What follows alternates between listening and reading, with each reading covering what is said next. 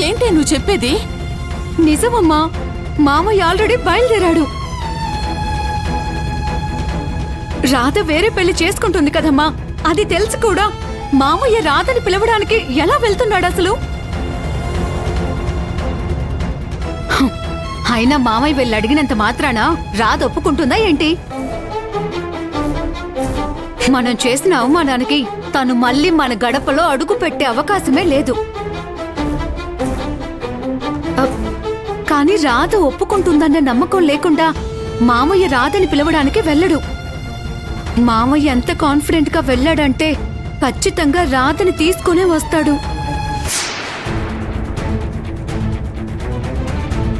మంజు నుండి ఖుషిని కాపాడుకోవడానికి శ్యామ్కి వేరే దారి లేక నిన్ను పెళ్లి చేసుకుంటాడు అనుకున్నాను.